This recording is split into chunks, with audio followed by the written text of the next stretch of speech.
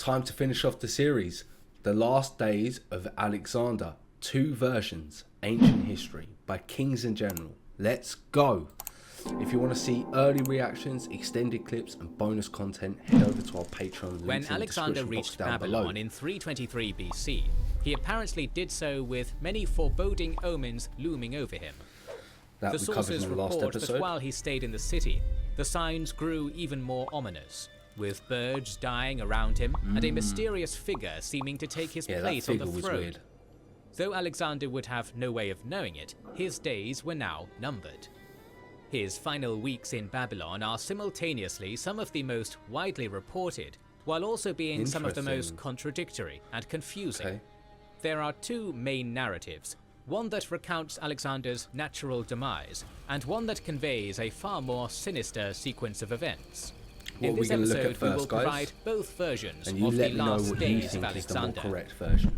As we approach the end of Alexander's life, we'd like to recommend a great way to review all the key points through the history of Alexander.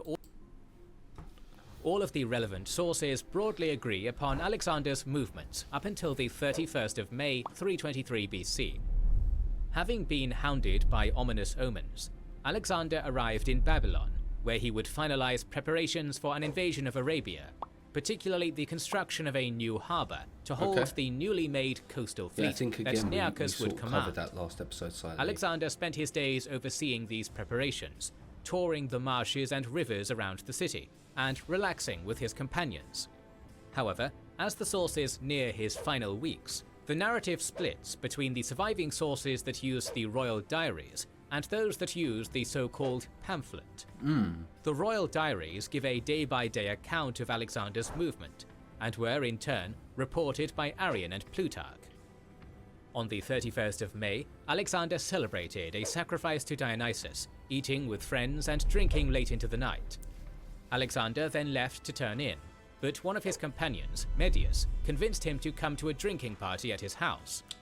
Alexander and the guests all drank heavily throughout the night. The next day, on the 1st of June, Alexander had a raging fever and slept in the bathhouse.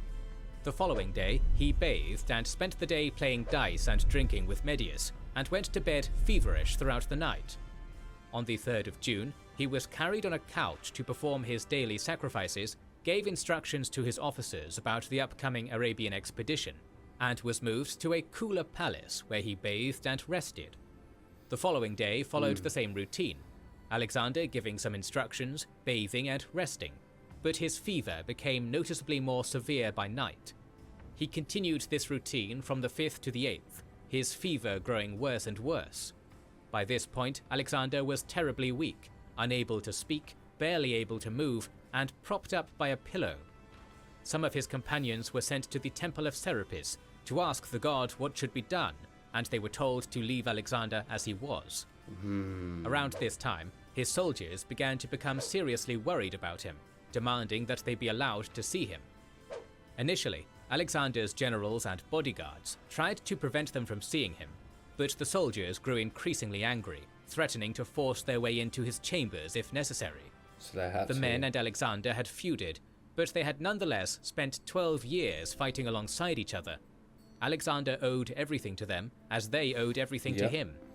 Some of these soldiers would have served under Philip, and would have known Alexander since he was a young man who commanded the flank at Chaeronea, and watched him develop from a boy to a man. For others, he would have been the only king they knew, nearer a god than a man, a figure who had led them against countless enemies and always proved victorious. Alexander's inner circle relented, and the men were allowed to see him. As they filed past him, Alexander, who had led the charges at Granicus, Issus and Gaugamela, who had crossed mountains and deserts with them, could do little more than weakly raise a hand in recognition. By the 11th, Alexander was dead, his last words supposedly leaving his empire, quote, "to the strongest." Arrian and Plutarch, who report this version of events, both refer to rumors that Alexander was poisoned, but are clear that they consider this to be only a rumor, and that he died of natural causes. I see you. You haven't liked the video yet. Why not? Go on, go like it. While you're at it, you know you want to subscribe. And if you want to go to our social medias, All the links you need are in the description box down below. And you might as well head over to our Patreon as well, where you can get extra bonus content if you're enjoying this. That link's in the description box down below. But we'll get straight back into the video. Love you guys. The account of Alexander's death in the pamphlet, reported in the so-called Alexander Romance, is markedly different, going into detail about the alleged poisoning mentioned by Arrian and Plutarch. According to this account, Antipater, Alexander's general governing Macedonia, had become fearful of Alexander, partly because of a rift that had developed between him and Alexander's mother, Olympias, and partially because he had been summoned to Babylon to meet Alexander. Fearing that he was to be punished or removed from power, Antipater had his son, Cassander, smuggle poison to Babylon. Once there, Cassander's brother Iollas, who was also Alexander's cupbearer, would use it to assassinate the king.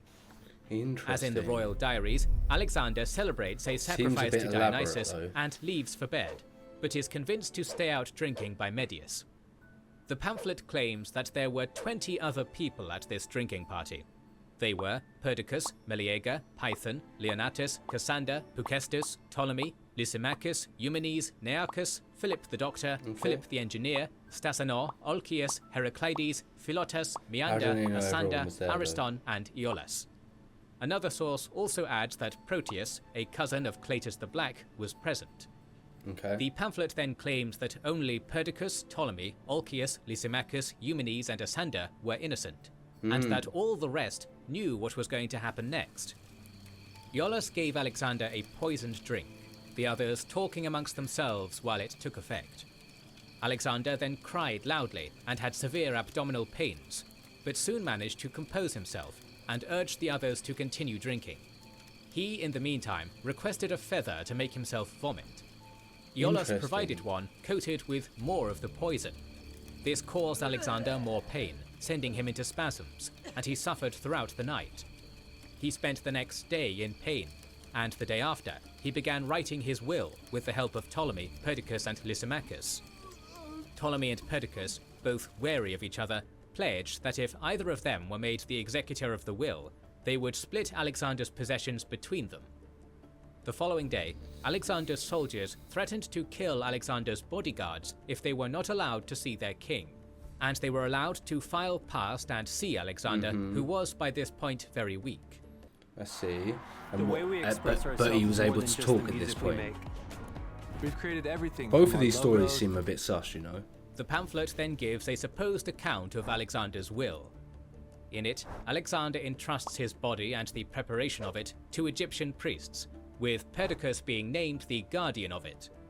Alexander then requested that Thebes be rebuilt, including generous gifts to the city to help it prosper again, and named Craterus as the regent of Macedonia, Ptolemy the governor of Egypt, and Asia to Perdiccas and Antigonus.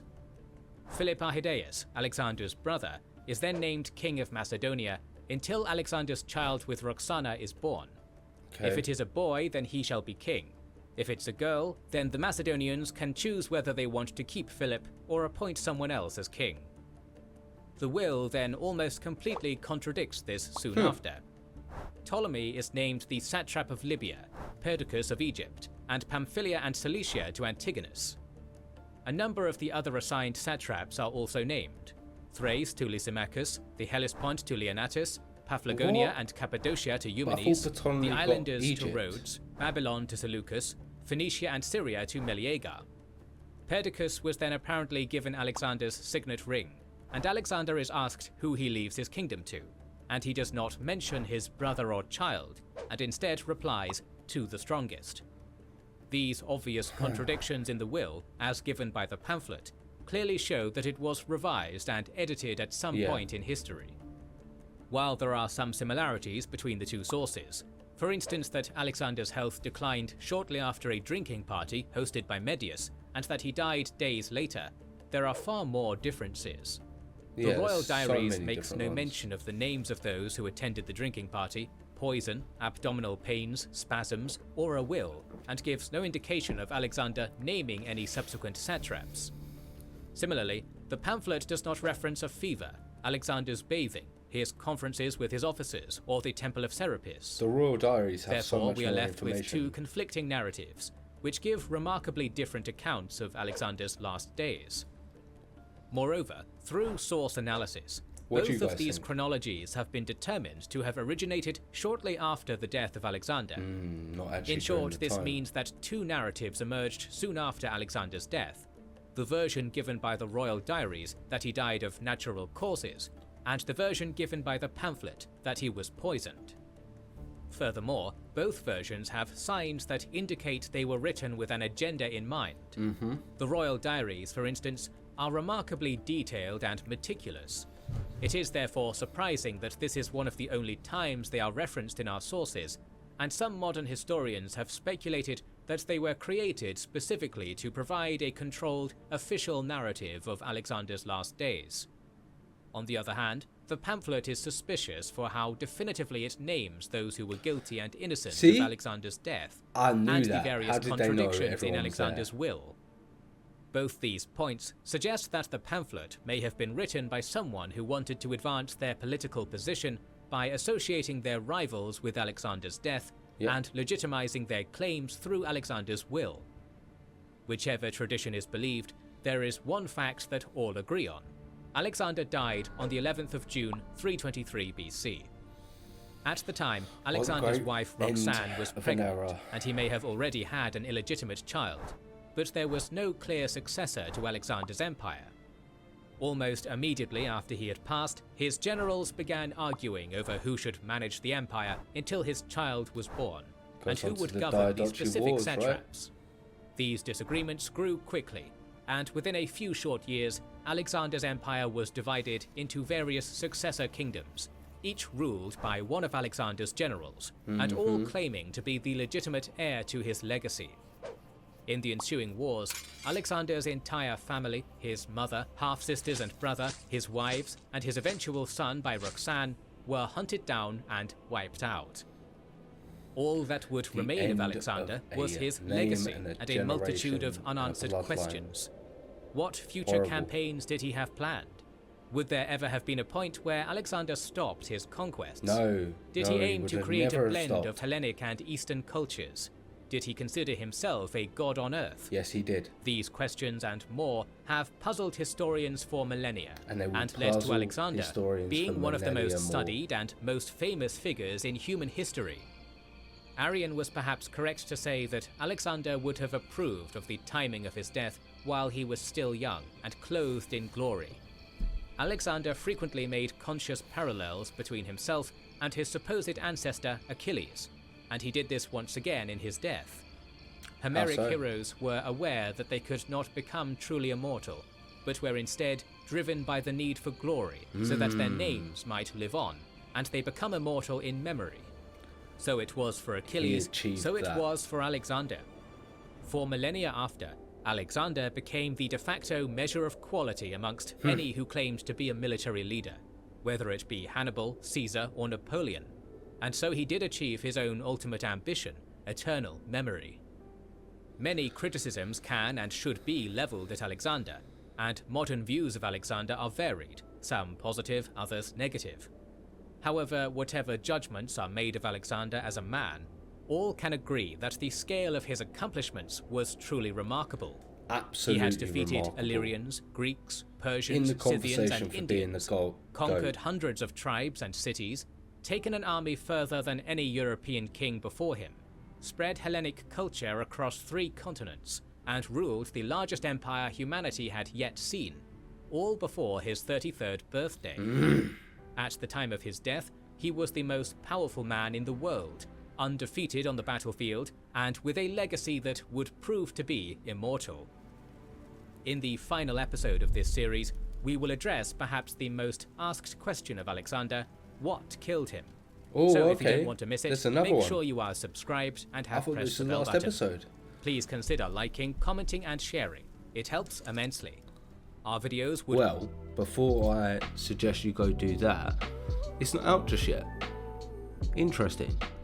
Or, well, if it is out, I can't see it on this playlist, so link it in the description box down below. If you haven't already, head over to Kings and Generals page. Make sure you've hit their subscribe button and you've hit their bell icon. That link's in the description box down below. If you enjoyed my reaction to this series so far, You know what you need to do. You need to like, comment, subscribe, hit that notification bell, and I'll catch you in whatever next video it's going to be.